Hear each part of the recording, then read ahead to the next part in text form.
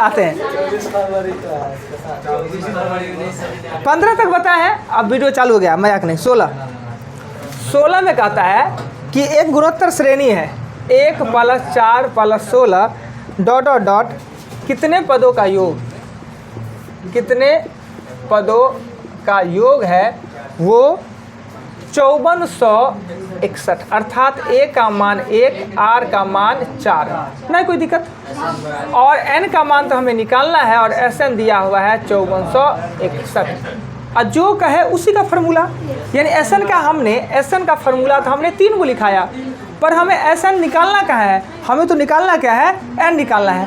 तो N निकालना है तो देखेंगे R 1 से बड़ा है कि छोटा है, R 1 से बड़ा है, 1 से बड़ा है तो R के पावर N - 1 और R - 1, ये 5461, 1 R का मान 4 N - 1 और नीचे में हो जाएगा 3, यही ना। क्रॉस करेंगे तो 3 6 × 18, 4 × 12 1 13, 5 × 15 1 16, ये इधर आएगा तो +1 हो जाएगा 4 के पावर N।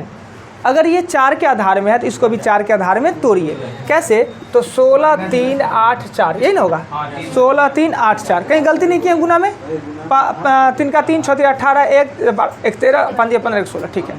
4 में इसको तोड़ेंगे हम, 4 में 4 से लगाएंगे, 4 × 16, 9 × 36 और 6 × 24, 4 से लगाएंगे तो 1024, 4 से तो 256, 4 से तो 64, 4 से तो 16, 4 और 4, 2 3 4 5 6 7, यानी 4 के पावर 7 और 4 के पावर N, और N का मान हो जाएगा 7। क्लियर? कुछ कहने का इच्छा किन्हीं को कोई इच्छा है, कुछ बोलना चाह रहे हैं तो बोल सकते हैं। अरे 2 लड़का को हम देखे हैं इस बैच का, आधा घंटा पहले से गाड़ी में बैठा हुआ, अभी कहाँ क्लास में कहाँ गायब हो गया, जहाँ पर यहाँ पर बैठते को लगा होगा कि कहीं हम लोग स्कूल में पहले क्या करते, टाइम से पहले पहुँच जाते थे, स्कूल तो टाइम से खुलेगा, घर पर आते थे स्कूलें बंद है। बिठा दे 16 के बाद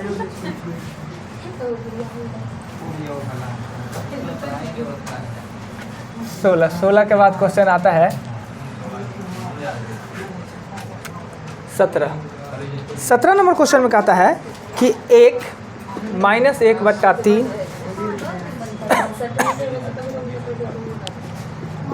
हमने योग के 4 फार्मूला बताए, याद है, SN में योग के 4 फार्मूला बताए। कौन कौन फार्मूला बताया? एक, जब R 1 से बड़ा हो, R 1 से छोटा हो, जब बिना N का SN ज्ञात करना हो, और एक अनंत पदों का योग जब ये ... चलता रहता है और इन्फिनाइट तक जाता है, जिसमें R का मान सदैव 1 से छोटा होता है। इसके लिए इस 17 नंबर क्वेश्चन में यही कहता है कि इसके अनंत पदों का योग क्या होगा। अनंत पदों का योग पूछ रहा है, अनंत पदों का योग क्या होगा ये हमसे पूछ रहा है। अनंत पदों का योग होता है A1 - R। A का मान हमें पता है कि A का मान 1 है, और R का मान दूसरे में से पहले को हम क्या देते हैं, भागा देते हैं। तो भागा देंगे तो 1 तो ठीक है, और ये -1/3 आएगा, हम भागा दे रहे हैं तो माइनस का चिन्ह थोड़ी हटना है। अब ये हो जाएगा 1 और ये हो जाएगा आपको 4/3, 3 ऊपर चला जाएगा 3/4, आपका आंसर। क्लियर? अब चलते हैं 17 के बाद 18 नंबर क्वेश्चन पे। 18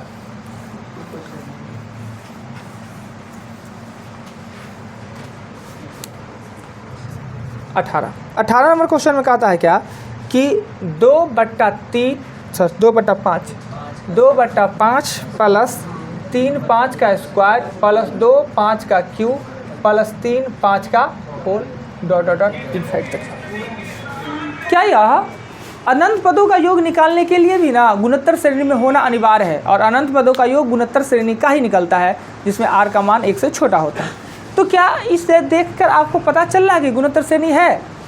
कह भी नहीं रहा है गुणोत्तर श्रेणी। गुणोत्तर का मतलब इससे इसको भाग दे तो वही आवे जो हम इसको इससे भाग दे, नहीं है। कब गुणोत्तर श्रेणी होता? जो ऊपर में सब का सेम होता, और ये 5 25 125 625 होता, गुणोत्तर श्रेणी में होता। पर ऊपर में 2 3 2 3 है, यानी 2 है। अब हम इसको क्या करते हैं, प्लस में है, प्लस में 3 + 2 भी करें, 2 + 3 भी करें, प्लस को हम अपने सुविधा अनुसार लिख सकते हैं। तो हम इसे अगर ऐसा लिखते, 2 वाला को एक साथ 2 5 2 5 का क्यूब 2 5 का 5 dot dot dot dot dot dot infinite तक, फिर प्लस कर दे 3 5 का 2 3 5 का 4 3 5 का 6 इन्फिनिट तक है, इन्फिनिट तक है। क्लियर। अब इस कंडीशन में क्या होगा कि अब यह गुणोत्तर श्रेणी में है और ये भी गुणोत्तर श्रेणी में है। अब इसमें a का मान होगा 2/5 और r का मान होगा 1/25। इससे इसको भाग देंगे, 2 से 2 कट जाएगा, 1 को 5 कट जाएगा, 2 को 5 बच जाएगा 25। वैसे ही इसमें a का मान देंगे तो a का मान देंगे 3/25 और r का मान इसका भी 1/25 से होगा। r का मान 3 से 3 कट जाएगा, 2 को 5 कट जाएगा तो 2 को बच जाएगा। अनंत पदों का योग a और 1 - r, यही। इसमें क्या है कि a और 1 - कितना होगा r, ये 24/25 ऊपर चला जाएगा, इसमें ऊपर 2/5 तो 2/5 हो जाएगा और ये 24/25 हो जाएगा, तो ये गुना हो जाएगा 25/24 प्लस ये भी ऊपर में 3/25 और ये होगा 25/24 ना, 25 ऊपर चलाएगा 25/24। अब काटिएगा, इसे काटेगा 25 ये हो जाएगा 12, इसे काटिएगा 8 कट जाएगा ना। काटने के बाद ये 5/12 आया, ये 5/12 आया और 1 ये कुछ देखिए, ये अनंत पदों का योग कहा। अनंत पदों का योग ज्ञात करने के लिए हमें लिखा नहीं है, कहीं भी चैप्टर में नहीं लिखा है, सीधे लिखा है श्रेणी, न कि गुणोत्तर न कि समांतर नहीं लिखा है, श्रेणी लिखा है कि आप देखिए ये गुणोत्तर है कि समांतर, आपको खुद सोचना है। तो यह न गुणोत्तर है न यह समांतर है, पर अनंत पदों का योग निकालने को कहा है और अनंत पदों का योग हम निकालते हैं गुणोत्तर श्रेणी का ही निकालते हैं। तो ये गुणोत्तर है ही नहीं तो हम इसमें अनंत पदों का योग कैसे निकालें? क्या यह गुणोत्तर बन सकने लायक है? तो हाँ है, इसमें संभावना है बन सकने लायक, यानी 2 वाले पार्ट को एक साथ और 3 वाला पार्ट को एक साथ। हम 2 को 3 को जोड़े, 2 3 2 3 सब 2 को एक साथ जोड़ दे या सब 3 को, क्या फ़र्क पड़ता है जोड़ में? नहीं पड़ता है। तो 2 वाला को एक साथ लिख के सीरीज, 3 वाला को एक साथ लिख के सीरीज बनाया। उसके बाद इसमें a का मान r का मान a का मान r का मान, फार्मूला a/1 - r होता है, कर दिया। क्या आगे आते हैं 18 के बाद आते हैं 19।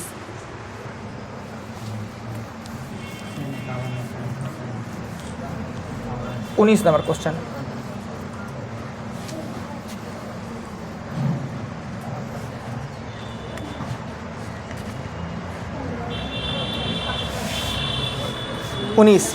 एक अनंत गुणोत्तर श्रेणी का योग 8 है।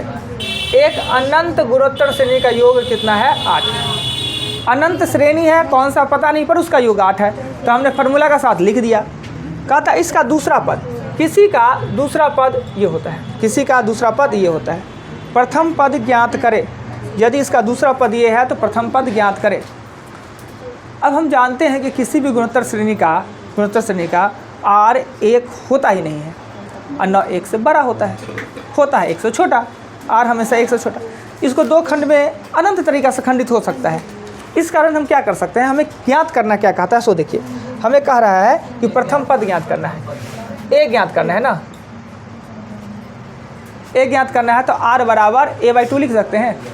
ज्ञात करना है a तो मान पुट करेंगे r का, अज्ञात करना होता r तो मान पुट करते a का। हमें यहाँ a ज्ञात करना है तो r का मान। अब इस समीकरण में a के जगह पर a1 और -r के जगह पर 2/a लिख लीजिए। बट्टा पर का जोड़ तो कर ही सकते हैं क्या?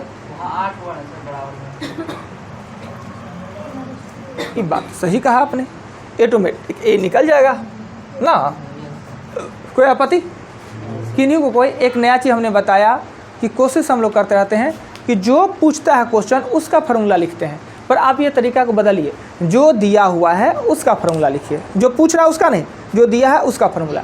यहाँ हमसे a पूछ रहा था और a के फेर में पढ़ते तो परेशान हो जाते, हमने r डाल दिया।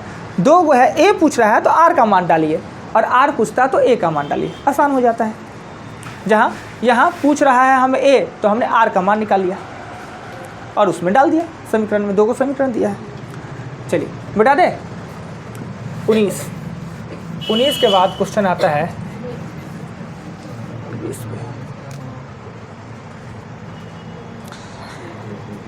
ए क्यू बी तथा ए बी क्यू का गुणोत्तर माध्य रूट अंडर ए बी ना, ए बी, ए ये पूरा ए, ये पूरा बी, ए क्यू बी और ए बी क्यू ए के पावर 4 गुने बी के power 4 root under root square को खा जाता है। लीजिए रूट स्क्वायर को खा जाता है। क्लियर? कहीं आपत्ति नहीं? नहीं, बहुत बढ़िया, नहीं आपत्ति। तो अब चलते हैं 20 के बाद 21। सिद्ध करे क्या ए भी 2 धनात्मक संख्या है और गुणोत्तर माध्य से बड़ा या बराबर समांतर माध्य होता है। यही कह रहा है सिद्ध करने के लिए।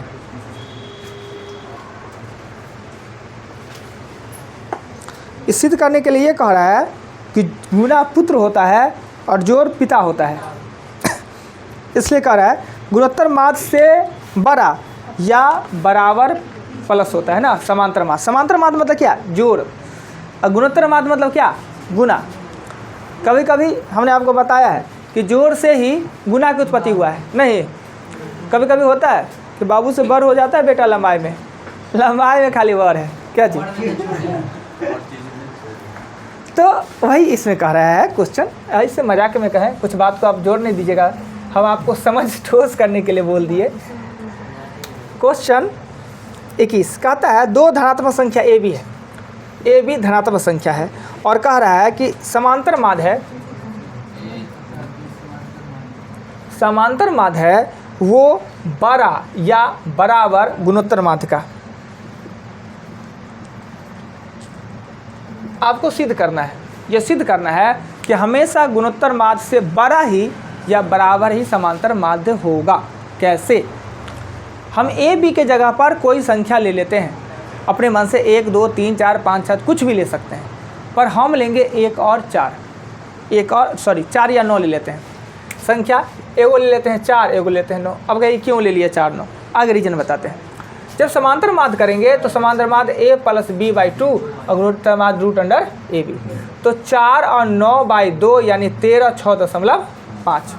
गुणोत्तर माध्य रूट ए बी तो 4 गुने 9 36 का 6, यानी वर्गमूल निकालना आसान हो जाए, इसलिए हमने ऐसा ले लिया। इससे देखिए बड़ा है ना बड़ा जी? सिद्ध हो रहा है ना कि कोई भी संख्या अब नहीं माने 4 9 ना ले, 1 2 लीजिएगा, 1 2, चलिए 1 2 ले लेते हैं। 1 2 लेंगे तो 1 + 2 3 का आधा होगा 1.5। बहुत आज हाँ धोखा दे रहा है, लगता है दिमाग कहीं और है, वाकई है धोखा दे रहा है। बात ये भी बात सही का है। ये मटन खाने से दिमाग तेज होता है, कंसंट्रेशन। अब √2 का मान 1.4142 होता है ना, 1.4142। अब बताइए ये बड़ा नहीं है जी, ये 1.5 है, ये 15 है, 14 है, तो इससे ये बड़ा है ना। तो अब कोई भी अंक ले, इससे पता ये चलता है कि गुणोत्तर माध्य से सदैव बड़ा समांतर माध्य, बड़ा ना तो बराबर तो जरूर होगा, छोटा नहीं हो सकता कभी। हाँ, ये 21 नंबर। अब 21 के बाद एक क्वेश्चन है 22, जो कि है हरात्मक श्रेणी और HP कुछ नहीं होता है, HP कुछ है ही नहीं। HP क्या होता है? हरात्मक श्रेणी। ये एकदम सेम टू सेम सब कुछ समांतर श्रेणी ही होता है, बस इसमें दी गई संख्या जो होता है वो भिन्न के रूप में होता है और घटते क्रम में होता है। जबकि गुणोत्तर समांतर श्रेणी में भी भिन्न में संख्या हो सकता है, पर ये भिन्न रहेगा घटते क्रम में। इसको सॉल्व कैसे करेंगे कि जो भिन्न को पलट दीजिए, जैसे समांतर बनाते हैं वैसे बना लीजिए, फिर आंसर को सीधा कर दीजिए।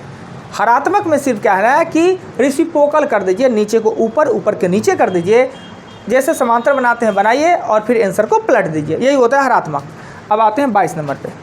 22 नंबर क्वेश्चन में कहता है क्या कि 22 नंबर क्वेश्चन में कहता है 2/5 4/15 और 1/5 का 9वां पद।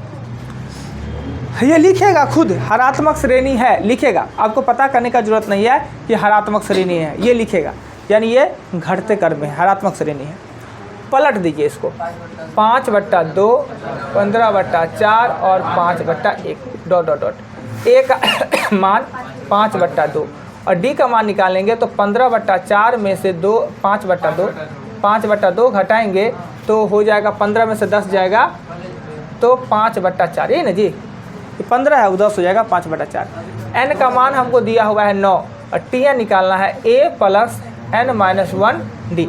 टी एन ही हमके चाहिए, ए के जगह पर 5/2 लिखिए, एन के जगह पर 9 है तो 8 लिखिए और यहाँ टी है 5/4 तो ये 2 10, ये 25/2 होगा। 25/2 हुआ ना, बस इसे उलट देना है, 2/25 हरात्मक है, HP है। HP में भी डी निकालने के लिए माइनस से करेंगे। HP समांतर श्रेणी और हरात्मक श्रेणी दोनों सेम होता है, सिर्फ यह भिन्न के रूप में दिया रहता है घटते क्रम में, इसको उलट के समांतर बनाएगा, जैसे समांतर बनाते वैसे बनाएगा। हाँ, GP अलग है। अब आप अगले दिन पूरा क्वेश्चन एग्जाम्पल बना के आइएगा सोमवार को, 10 नंबर दिया जाए। नारायण जी